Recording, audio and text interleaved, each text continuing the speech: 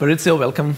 And thank you, just talking to you, came to learn that you have had a vast experience in global business development, global issues across Singapore, France, US, Latin America, and more specifically, what I was really interested in is to understand companies which are expanding their brands, their marketing efforts in emerging markets like Brazil and China, India, etc.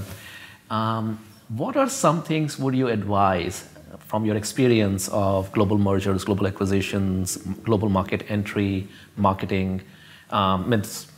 Just a few things which you might emphasize to help companies globally expand in emerging markets. So I think the thing about expanding in emerging markets is to understand well your target market. It seems obvious, but it's never understated. And what happens is very often companies have the impression that they understand a market. For example, they would say, we have a strategy to expand in Latin America. And in reality, that is akin to saying we have a strategy to expand in Europe. You could have a broad idea of how to market in Europe, but fundamentally, marketing in Germany, in Spain, in Italy, and in England will be different. Well, that is the same in Latin America. So this is true for branding purposes. Braven Prartners does more financial advisory and operating consulting to help the companies perform locally. But obviously, we see this also in the marketing space. And what kind of challenges have you seen companies entering, in Brazilian market? What kind of specific challenges from marketing perspective do you see for companies? So I think specifically speaking about Brazil, I think there is specific opportunities that are higher than in other places. One is definitely that in Brazil, word of mouth is a lot more powerful than in other places. The viral factor, as they say, so the number of people that every person would speak with, would communicate a certain brand or a certain opportunity to, is much higher than other places.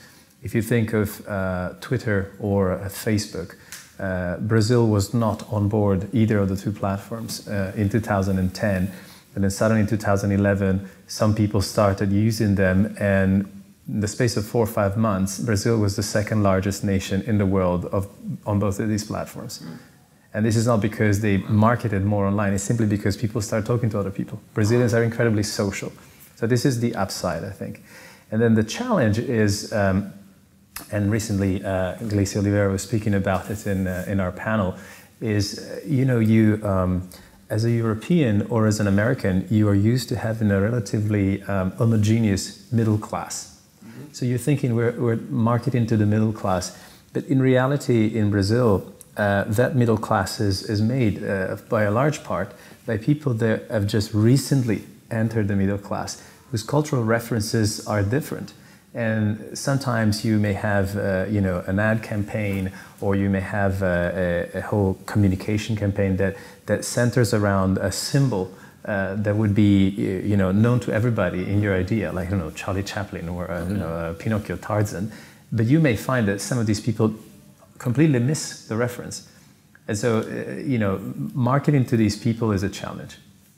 And is that you will attribute to the heterogeneity in the Brazilian middle class? What would you attribute it to? Like, why this heterogeneity in the... It's just the dynamic of what's happened in Brazil in the past 15 years. So you had about 40 to 50 million people entering the middle class. They were previously, in a lower class in terms of economics, but also in terms of access to education. And so these people are now, de facto into the middle class, but they don't carry the cultural values and they don't carry the educational background that for you and I may be typical of the middle class. So you can be easily wrong-footed into thinking, we are talking to them. Yeah. Also because parts of this middle class would actually have been middle class for a longer time, and so you may relate to. An additional challenge is that you will find that most people who work in marketing in Brazil, from Brazil, belong to upper classes. So they themselves do not have a very clear appreciation of the difference of cultural make of their target audience. Thank you. Thank you, Maurizio. That's great insights, specifically from a cultural and demographic perspective.